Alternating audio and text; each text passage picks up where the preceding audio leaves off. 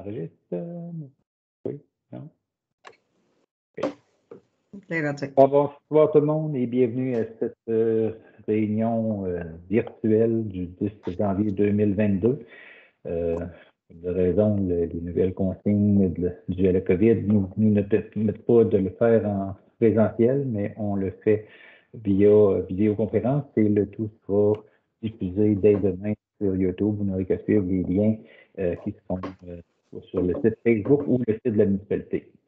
Permettez-moi, avant de commencer, de vous souhaiter une bonne et heureuse année 2022.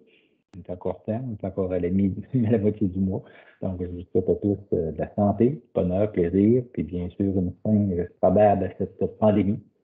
Alors, sans plus tarder, on va commencer l'assemblée régulière. Donc, tout le monde a eu connaissance, on est tout le monde présent. Tout le monde a eu l'ordre du jour. On laisse le varié ouvert au cours des points se rajouteraient. Donc, j'aurai besoin de quelqu'un pour proposer, seconder l'ordre du jour tel que proposé.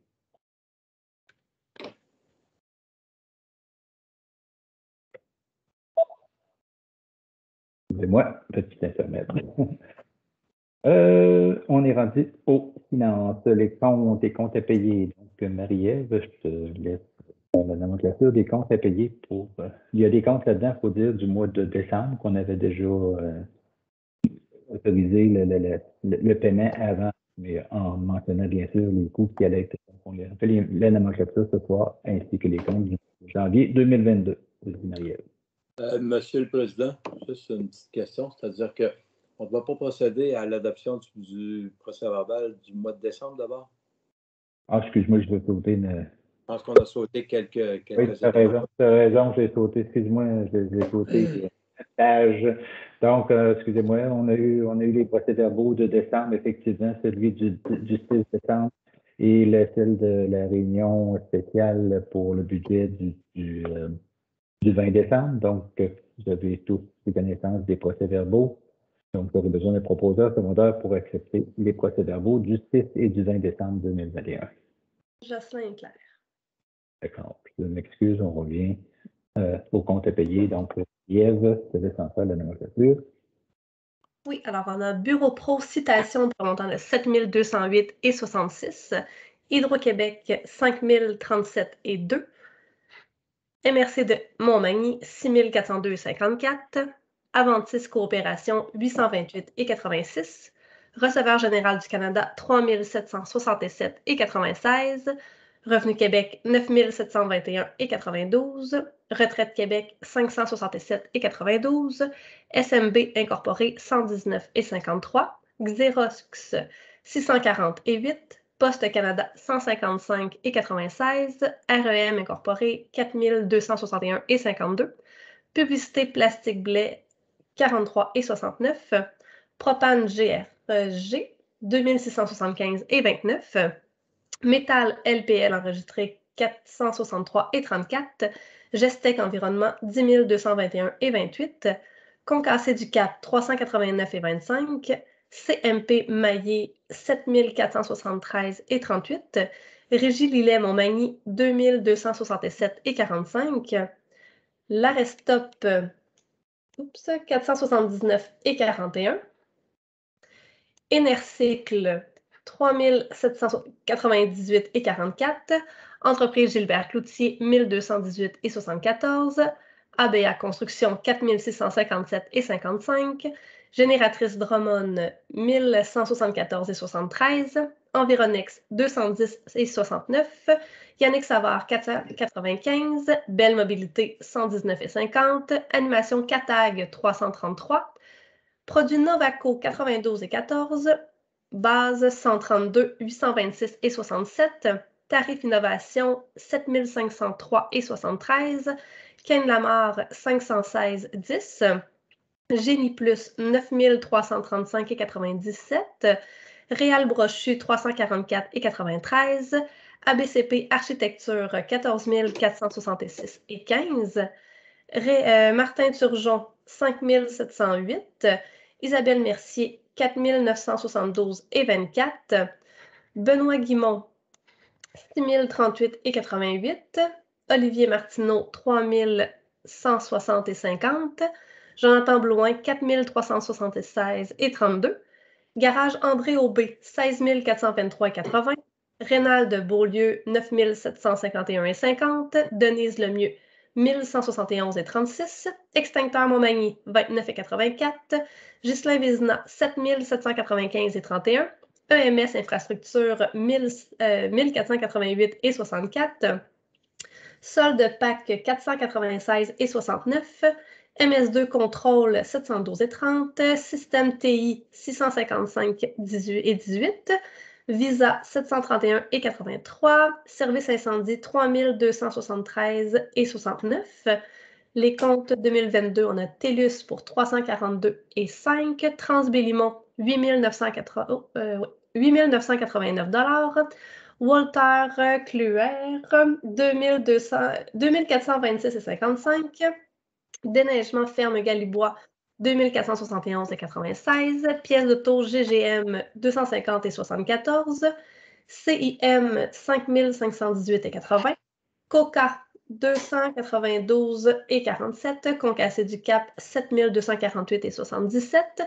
Forfait Rossmar, 32 614,55. Voilà. Et pour pour faire mention des noms qu'on a nommés tantôt, des employés, il faut dire que c'est les cotisations au RIR que la municipalité verse en pourcentage de ce que les employés versent. Ça, c'est la cotisation annuelle. Et les quelques personnes qui ont été mentionnées privées, là, c'est des remboursements de taxes, c'est taxes remboursées entre autres. Donc, c'est pas des cadeaux, c'est simplement des remboursements qui étaient dus. Donc, si ça vous va, j'aurais besoin d'avoir des questions. Oui, s'il te plaît. Vas-y.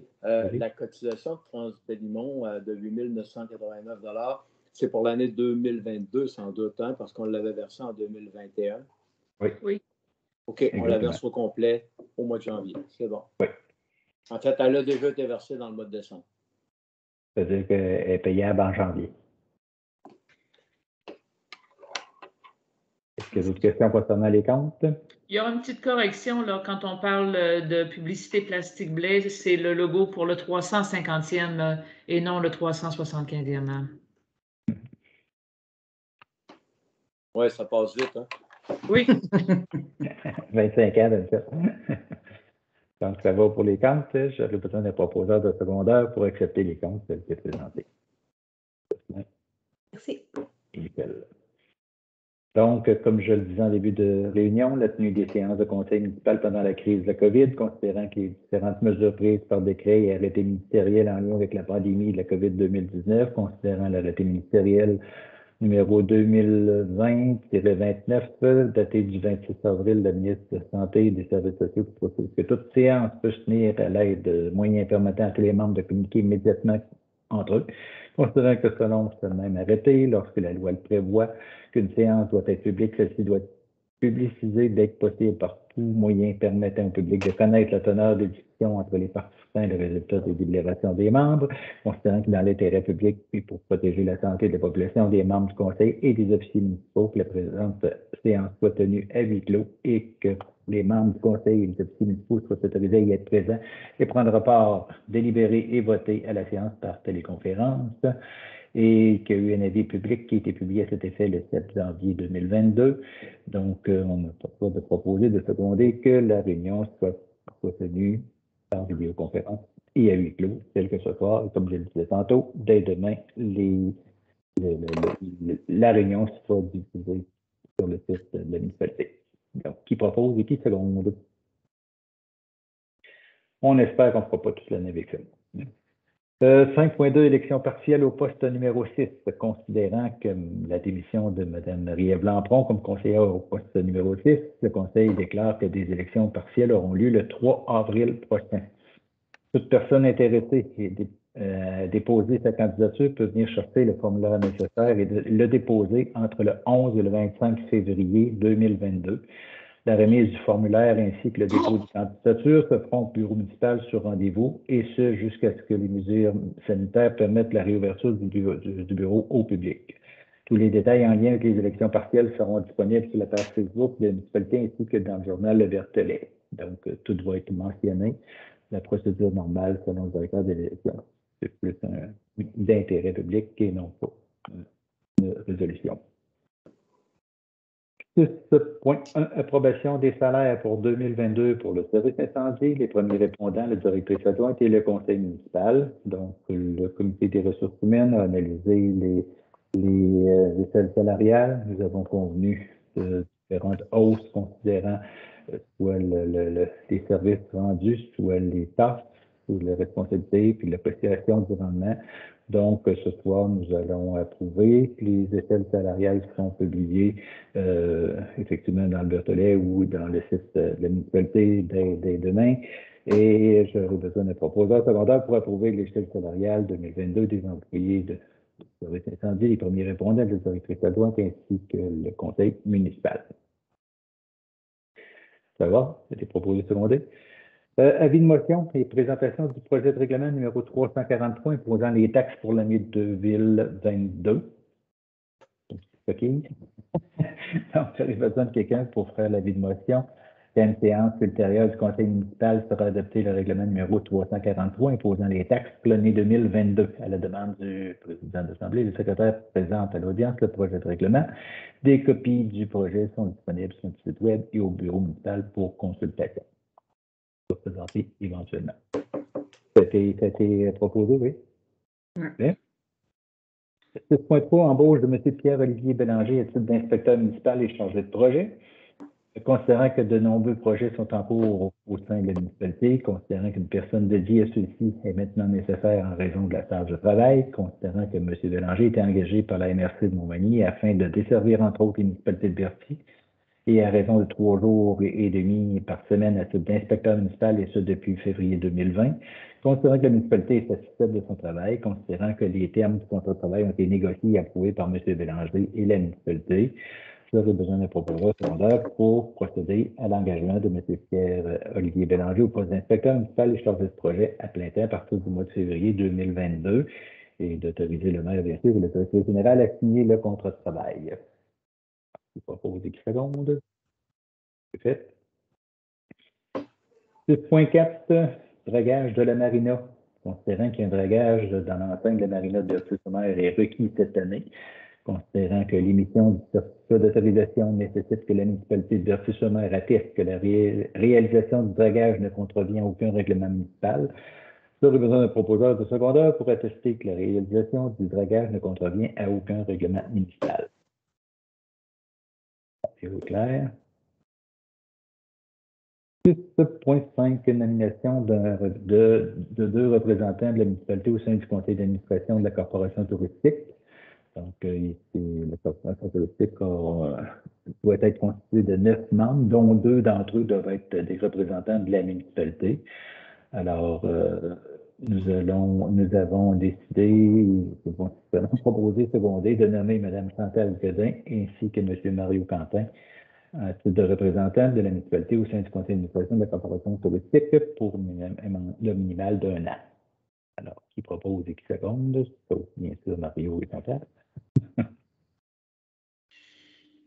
6.6, demande de subvention pour le fonds pour accessibilité, innovation jeunesse. Considérant que le fonds pour l'accessibilité, qui est appelé le FA, offre du financement pour des projets d'immobilisation admissible permettant d'accroître l'accessibilité à des personnes en situation de handicap dans les collectivités ou dans les milieux de travail canadiens.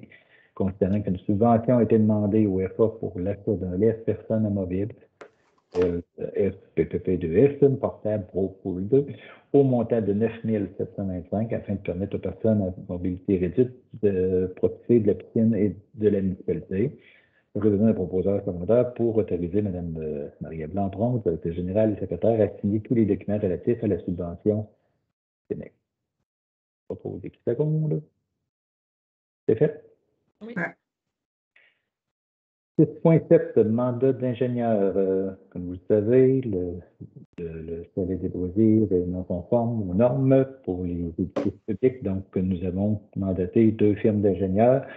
Le premier, c'est un mandat d'ingénieur évaluation de la structure du bâtiment des loisirs, considérant qu'on a été informé que le bâtiment des loisirs ne respectait pas les normes, considérant que la municipalité a obtenu des options de rénovation pour la firme d'ingénierie ABCP, considérant l'importance d'une inspection d'un audit technique sur la structure du bâtiment de loisirs au 24 boulevard Blais Est, Et afin d'assurer la faisabilité des travaux suggérés par la firme, considérant que l'offre de service de 9 150 plus taxes déposées par l'ingénieur Brian Mercier de la firme EMS pour une inspection et d'un audit technique sur la structure, incluant les recommandations, l'estimation des coûts de travaux et l'annexe photographique, j'aurais besoin de proposeur secondaire pour accepter l'offre de service P21-804 au montant de 9 150 pour la firme EMS. Ça a été proposé secondé. Toujours dans le même mandat, on mandate une firme d'évaluation électromécanique pour le bâtiment des loisirs, considérant sur les mêmes préambules. Il est important, on a eu une offre de service de montant de 14 000 plus taxes déposées par la firme Alta Energy Group pour effectuer un rapport d'audit de relevé électromécanique dans le cadre de la réalisation du projet pour les mises aux normes du bâtiment. Donc, pour aller de l'avant, j'aurais besoin de proposeurs secondaires pour accepter l'offre de service ODS PAV. Les autres gaz de toutes les petites au montant de 14 000 plus taxes par la firme Alta Energy Group pour la production d'un rapport d'audit de relevé électromécanique dans le cadre de la réalisation du projet de mise aux normes du bâtiment. Alors, qui propose 10 secondes. Ça a été fait. Pendant que je lis, je ne vois pas les mains levées. Il y a eu une annulation annulation de la résolution 2021-86, considérant que la dérogation mineure prévue à la résolution 2021-86 visait le lotissement d'un lot en 2 parcelles résidentielles non desservies, considérant l'entrée en vigueur le 25 mars dernier du projet de loi 67 qui modifie notamment le 2e alinéa de l'article 145.2 de la loi sur l'aménagement et l'urbanisme, considérant que l'article 145.2 de la LAU prévoit maintenant que dans un milieu où l'occupation du sol est soumise à des contraintes particulières pour des raisons de sécurité ou de santé publique, de protection de l'environnement ou de bien-être général, une dérogation mineure ne peut être accordée à l'égard de dispositions réglementaires adoptées en vertu des paragraphes 16 ou 16.1 du 2e alinéa de l'article 116 ou des paragraphes 4 ou 4.1 du 2e alinéa de l'article 115. Il suffit d'aller chercher ça. Considérant que le terrain visé par la résolution 2021-86 est soumis par le règlement de lotissement et des contraintes pour des raisons notamment de protection de l'environnement et qu'il s'agit d'une norme adoptée par le Conseil en vertu du paragraphe 4 de l'ANIA, considérant que la dérogation mineure est autorisée le 12 avril, soit postérieurement à la date d'entrée en vigueur du projet de loi, j'aurais besoin de proposeurs secondaires pour annuler cette résolution-là, car elle était non conforme. 6.10, embauche de M. Émile Bisson. Nous procédons à l'embauche de M. Émile Bisson dans les tâches dont les tâches seront principalement la surveillance, l'entretien ménager, ainsi que toutes les autres tâches chroniques visant le bon fonctionnement de la municipalité. Donc, j'aurai besoin de proposeurs secondaires pour procéder à l'embauche de M. Bisson, selon lesquels salariales établies. Claire. 6.11, mandat à un entrepreneur qui les travaux à la nouvelle caserne, considérant l'achat de l'immeuble ici au 7 rue Morin afin d'y aménager la nouvelle caserne de pompiers, considérant que des travaux sont nécessaires afin que l'immeuble réponde aux besoins de la municipalité, considérant l'étude de faisabilité datée du 12 décembre 2021 de la compagnie Ginov Incorporée qui décrit les 2 options offertes pour rendre l'immeuble fonctionnel, considérant que l'option la plus abordable est de procéder au levage du bâtiment d'une hauteur de 2 pieds pour un montant variant entre 50 811 et 74 181 $. J'aurais besoin de proposeurs secondaires pour octroyer les travaux de levage du bâtiment à la compagnie Construction Ginov, ainsi que, selon l'étude de faisabilité, de procéder aux rénovations ou modifications du bâtiment. Je propose 10 secondes. Théo? Secondé? Non. C'est fait? OK. Donc, ça fait le tour un peu des choses. On est rendu au point numéro 7 pour l'urbanisme. Donc, je vais laisser la parole à Mario Quentin, qui est président de l'urbanisme. On va faire la lecture des points. Donc, on s'est réunis le 20 décembre 2021. Donc, voici les principaux points. Donc, à 7.2, demande soumise au PIA et dérogation mineure construction 49 rue de Lens. Donc, c'est un nouveau bâtiment. Donc, c'est une construction d'une résidence unifamiliale isolée qui possède un revêtement extérieur et qui comprend tous les règlements. Le seul hic, c'est que la rue fait une petite courbe et le règlement dit qu'il faut être parallèle à la courbe. Donc, ça mettrait la maison de biais versus toutes les autres maisons implantées. Donc, la dérogation mineure, c'est tout simplement implanter la maison avec l'enlignement des autres maisons pour qu'elle soit visuellement là, comme tout le monde. Et l'installation respecte le plan d'urbanisme. Aucun précédent ne sera créé à raison du positionnement des résidences voisines qui ne seront pas parallèles à la ligne de rue avant, puis que le demandeur subirait un préjudice sérieux puisqu'il ne pourra aligner la dite résidence avec les résidences voisines. La construction sera réalisée de bonne foi dans le but de limiter l'entreposage extérieur. Puis la résidence ne porte pas atteinte au bien-être général, à la qualité de l'environnement, à la santé publique ou encore à la sécurité publique. Puis la demande respecte l'ensemble des critères associés au PIA, puis considérant que le projet a été présenté au comité consultatif du 20 décembre et qu'il recommande la construction de la dite résidence, donc le projet tel quel selon le plan de Louis Calcé en date du 25 octobre 2021. Ça me prend un proposeur secondaire pour cette maison-là. Qui propose et qui c'est bon, Claire Josselin? C'est bon. Demande soumise au PIA et dérogation mineure aux bâtiments accessoires et lotissements. 55 chemin du fleuve. Donc, oups, j'ai échappé ma souris. Un petit peu. OK, donc, rue de Lens, c'est fait. Donc, construction de bâtiments accessoires en cour latérale qui possède une superficie de 64 mètres carrés, une hauteur de 4,5 mètres et il se situe à une distance de 4 mètres du bâtiment principal. Donc, le présent projet déroge au point suivant seulement, c'est que les garages détachés doivent avoir une hauteur de mur mesurée du plancher au sommet du mur de 2,75 mètres.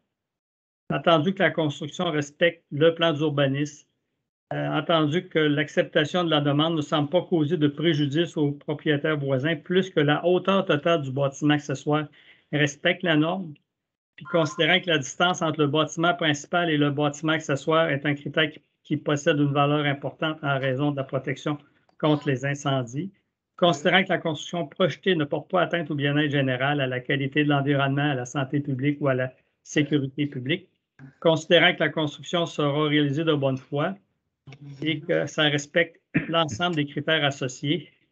Donc, le projet a été présenté au comité consultatif d'urbanisme et il recommande la construction ainsi que le lotissement. Pourquoi il y a un lotissement?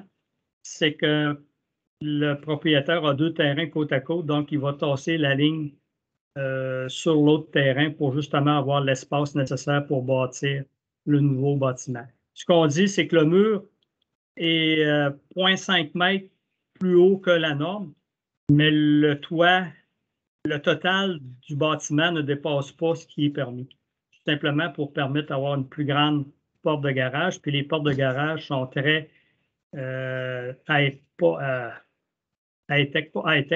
mais très harmonisées avec la maison aussi. Là, donc, ça ne sera pas là, à l'œil, personne ne va s'en apercevoir, puis ça va faire quelque chose de beau dans ce sens-là.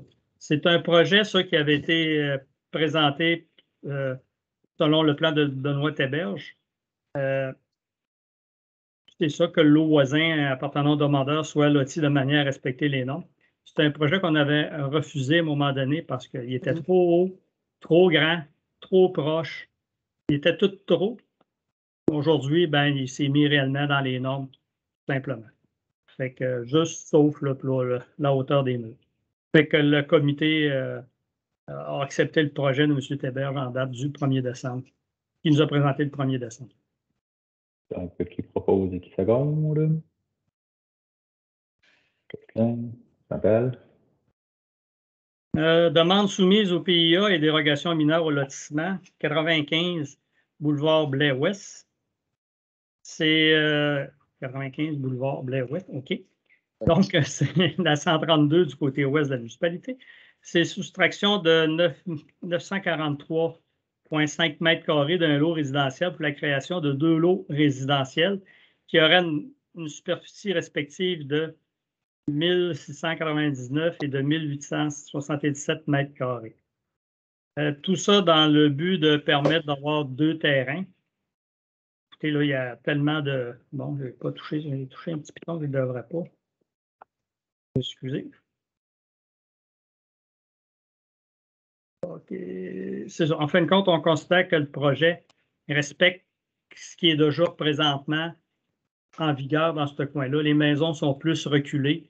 Tout ce qu'on permet, c'est tout simplement de diviser le terrain en 2 pour qu'il y ait 2 constructions au lieu de n'en avoir aucune. Là. Fait que ça respecte le projet au comité d'urbanisme. Il recommande réellement le lotissement du DILO. Simplement. Aucun préjudice. On revient tout le temps avec les mêmes phrases, là, mais c'est dans ce sens-là. Et les 2 sont rattachés aussi à l'Aqueduc. Donc, il n'y a pas de problème aussi. L'Aqueduc est lié. Donc, ça se trouve sur la route 132, dans le coin, pas loin en avant de l'usine d'eau, dans ces coins-là. Alors, qui propose et qui seconde l'acceptation du projet tel que présenté, Michel et Claire. Donc,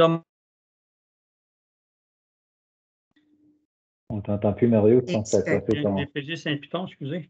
Moi, je bouge plus mes mains. Demande soumise au PIA, bouton. On ne te voit plus, mais là, Mario. Ah! Moi, je suis encore là. Ouais. Mais pas tout pesant en même temps, Jocelyn. Donc, demande soumise au PIA, bâtiment accessoire, 3 rue Guillemette. Donc, c'est construction des bâtiments accessoires de 55 mètres carrés d'une hauteur de 4,5 et qui possède un revêtement de Canaxel. Donc, c'est ce qu'on appelle réellement une belle grande remise au garage. Considérant que le projet a été présenté au comité consultatif et qu'il recommande la construction du 10 bâtiments accessoires, donc il respecte en tout l'ensemble des critères associés au PIA. Donc, dans le plan selon de Daniel Guillemette du 8 décembre 2021. Donc, qui propose et qui seconde d'accepter ce projet-là. Chantal, c'est mon départ. Claire. Donc, son voisin dans l'arrière, demande soumise au PIA et dérogation mineure bâtiment accessoire 4 rue Morin. Donc, construction des bâtiments accessoires de 53,5 mètres d'une hauteur de 4,5 et qui dépasserait la hauteur totale du bâtiment.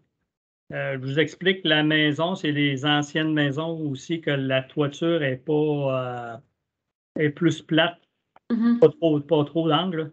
Mais vu que le bâtiment va être en arrière et il va être à côté, même en arrière de celui-là qu'on vient d'accepter. Donc, le projet contrevient à la norme, mais vu que la construction projetée respecte le plan d'urbanisme, l'acceptation de la demande ne semble pas causer de préjudice aux propriétaires voisins en raison du creux existant sur la propriété du demandeur. Et considérant que la norme existante cause un préjudice au demandeur puisque la hauteur de sa résidence est de 3,35 mètres. Considérant que la résidence ne porte pas atteinte au bien-être général, à la qualité de l'environnement, à la santé publique et à la sécurité publique, considération que la construction sera réalisée de bonne foi dans le but de limiter l'entreposage extérieur, considérant que la demande respecte à l'ensemble des critères associés au PIA, le projet a été présenté au comité consultatif et qu'il recommande la construction du dit bâtiment accessoire. Donc, tel que présenté par les plans de Jérémy Roy, en date du 17 décembre 2021. Je propose et qui seconde l'acceptation de ce projet-là, Jocelyn et Michel. Donc, demande de dérogation mineure, bâtiment accessoire au 337 boulevard Blais-Est. C'est aménagement d'un bâtiment accessoire qui aura une superficie totale de 277 mètres carrés d'une hauteur de 5,5 et en cour arrière du bâtiment principal.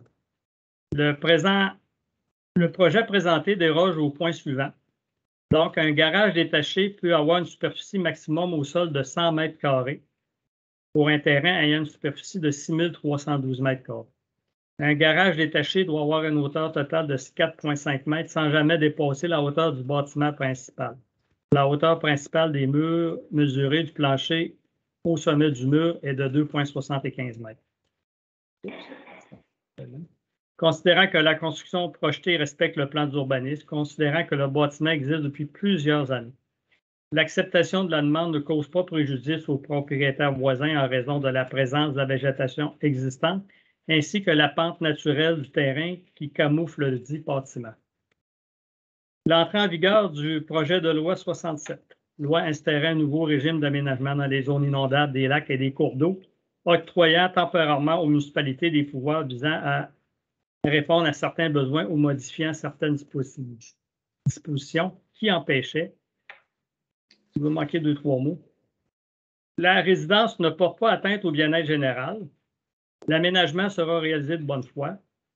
Le projet a été présenté au comité d'urbanisme et qu'il recommande l'aménagement du dit bâtiment accessoire à condition que le dit bâtiment soit modifié de façon à supprimer 59 mètres carrés de la superficie totale, que le propriétaire retire le logement existant du dit bâtiment et qu'il retire la galerie qui se retrouve en partie dans la bande riveraine, et finalement qu'il retire le garage détaché existant qui se trouve également dans la bande riveraine.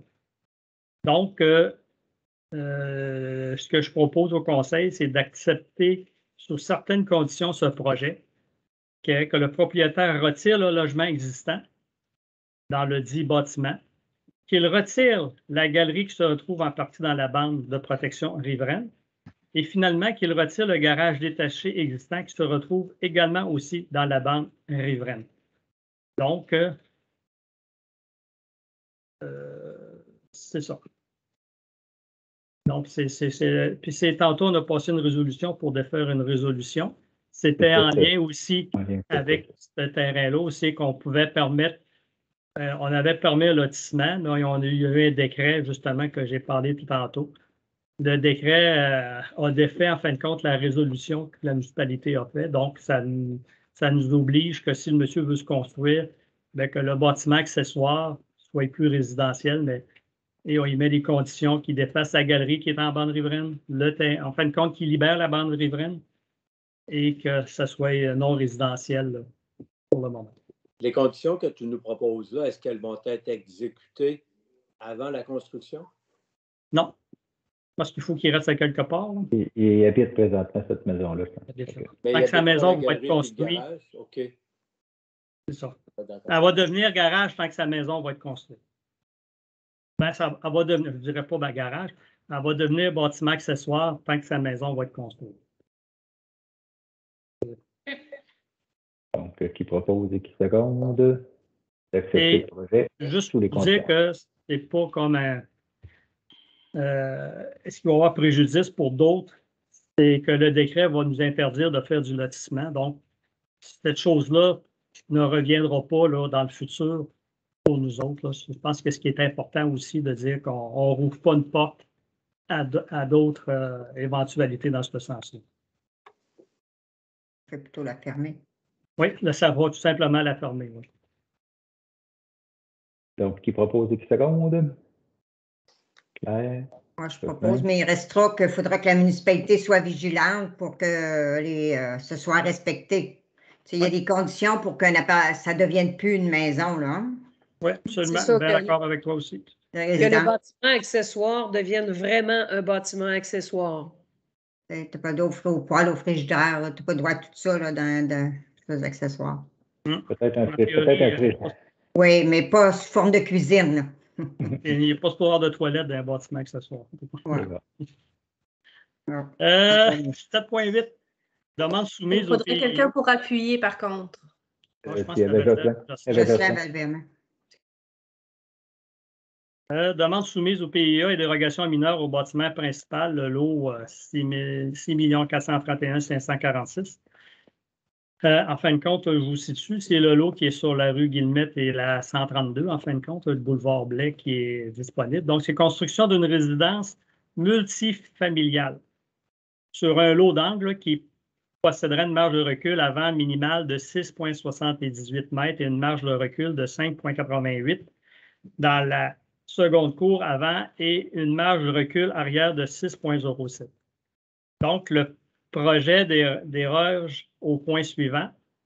Donc, une résidence multifamiliale, c'est sur un lot d'angle, doit posséder une marge de recul avant minimale de 7 mètres, une seconde marge de recul avant de 7 mètres, puis une marge de recul arrière de 7 mètres. Vous voyez, tantôt, on était à 6,78, 5,88, 6,07.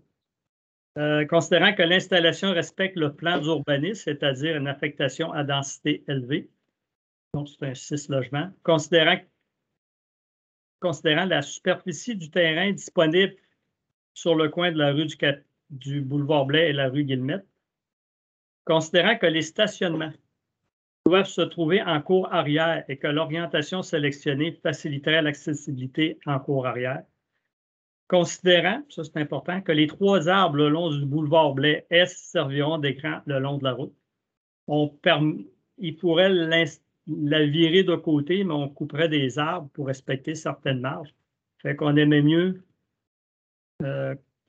permettre des marges plus serrées et garder les arbres là, en avant.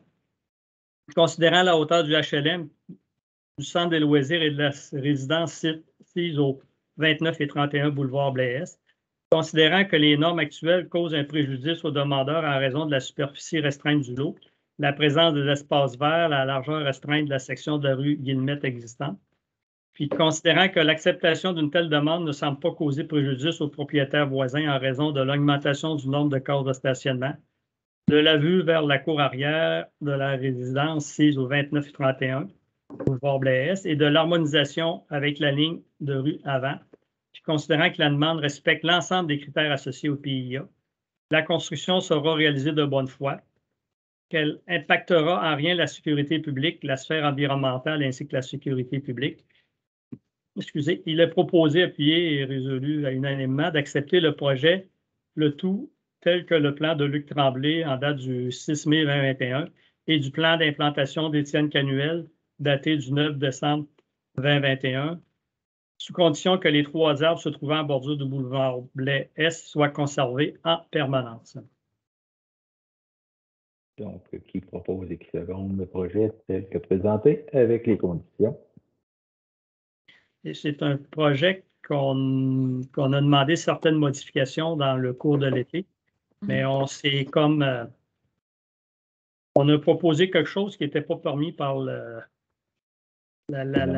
régie des bâtiments. Donc, ça prend réellement des escaliers à chaque extrémité, non pas. On voulait améliorer le coup d'œil, mais ce n'était pas une bonne idée du comité consultatif. Donc, qui propose et qui seconde? Personne propose, personne. C'est pas quelque chose de beau. Ça va être beau. Oui, les escaliers chaque bout, c'est pas très beau, par exemple. Mais c'est des escaliers de service, de secours, ou c'est des escaliers non, de... c'est réellement les escaliers en avant de la maison. Donc, c'est l'entrée principale des maisons, là. On aurait voulu avoir rien qu'un côté, mais la loi exige qu'il y ait de chaque côté pour justement sécurité publique. Les gens, pour monter chez eux, ils vont monter à l'extérieur jusqu'au 3e? Oui, puis il va y avoir une entrée en arrière aussi. Le stationnement va être du côté nord du bâtiment. C'est 2 étages en passant, Pierre-Claire. Ah, OK. 2 étages. Donc, ça va, que Claire a proposé qui seconde? Il n'y a pas unanimité, on comprend bien. Est-ce qu'il y en a qui sont contre? Oui, est-ce qu'il y en a qui sont contre le projet comme tel? Les escaliers en avant, c'est pas ce qu'il va y avoir de plus beau, là.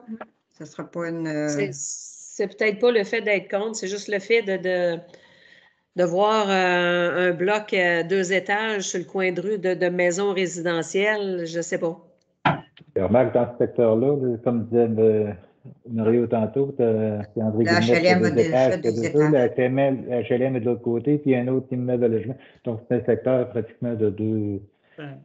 Sauf que les terrains sont quand même grands par rapport à celui-là, là, à moins que j'aie une mauvaise aperçu de la superficie de ce terrain-là. C'est un petit peu pareil comme celui d'André Guillemette, si je me fie. La hauteur, ça ne sera pas tellement plus haut que chez sa maison.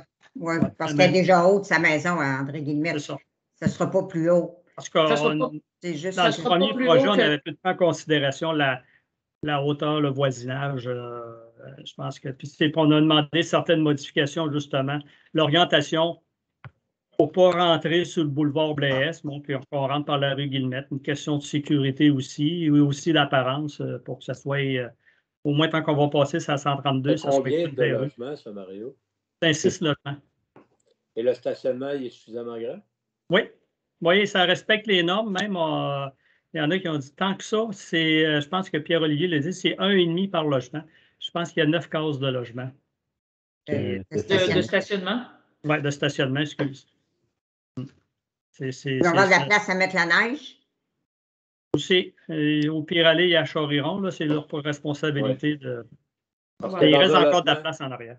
Parce que dans un logement, généralement, il y a 2 autos. Hein. Un auto et demi, c'est ça. Un auto et demi. Un auto et demi. Oui. Un auto et vélo. Un auto et vélo, c'est ça. Et ça fait le tour du comité d'urbanisme. Donc, ça va pour ça. Merci Mario. On est rendu au point numéro 8, la correspondance. Nous avons reçu une lettre de remerciement de la Fabrique des Versés-sur-Mer pour expliquer ses plus sincères remerciements pour le don qu'on a accordé dans le cadre du Noël du partage 2021.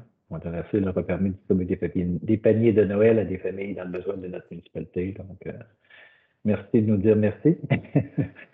Rapport des comités au point numéro 9. Est-ce qu'il y en a qui ont des informations à donner sur les comités? Claire, je vois que tu as déjà la main levée.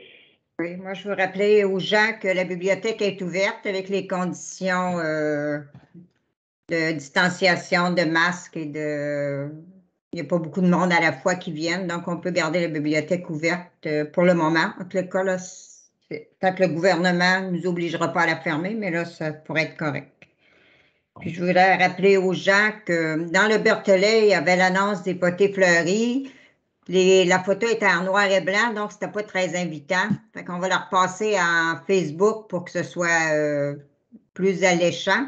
Mais il y a quand même eu des demandes, là. Alors, on a jusqu'au mois de mars pour faire notre commande de fleurs. Donc, l'information va être donnée sur Facebook prochainement, puis il va être sur le web de la municipalité aussi. Juste pour rafraîchir la mémoire, tes potées, c'est pour les fleurs qui sont dans les couleurs de la fête du 350. C'est ça. Rouge, blanc et bleu. Les pots vont être préparés par la ferme horticole La Joie et sont en vente au coût de... Il y a différents prix, dépendant de la grosseur qu'on veut, de 30 à 100 là, dépendant de la grosseur du pot. C'est bon. Parfait. Ça fait le tour de ce que tu avais à dire pour ça, Claire. Jocelyn, as-tu des choses à dire sur ce comité? Ben, juste pour dire, en fait, que même si on est en période de COVID plus intensive et que le bureau municipal est fermé, on n'est pas en arrêt de travail. Entre autres, sur le projet du Havre, on continue activement de faire avancer ce projet-là. Il a été accepté, c'est-à-dire que le plan de lotissement il a été accepté par le domaine hydrique. Maintenant, c'est au bureau de l'arpenteur général du Québec. Fait qu'on avance toujours sur ce projet-là. Au niveau des ressources humaines, comme vous le constatez, bien, on a été pas mal actifs à l'automne avec l'embauche d'une nouvelle directrice générale, avec l'embauche de Pierre-Olivier, comme on disait tout à l'heure, un inspecteur chargé de projet à temps plein qui va commencer au début du mois de février. Puis il y a plein d'autres comités, le journal, puis il y a plein d'autres comités. Finalement, là, on n'est pas sur pause, on n'est pas en arrêt. On essaie vraiment de faire notre possible dans les circonstances. On est actif. Il faut dire qu'elle allait jusqu'à la fin décembre. On avait quand même le droit de se voir, de se rencontrer avec distanciation, donc c'est ce qu'on a fait. Mario, à part l'urbanisme, ça fait des... Peut-être mentionner que le lancement pour le 350e, on l'a repoussé à cause du COVID, donc on va peut-être trouver une formule là, pour dans les prochaines semaines. Mentionner que probablement surveiller notre site Facebook 350 Berthier-sur-Mer et on va probablement commencer même là, à annoncer qu'on a de la bière pour nous aider à faire du financement qui va commencer là, bientôt à l'épicerie au centre de la municipalité. Et avec le COVID, le Carnaval de Québec a fait des annonces aujourd'hui.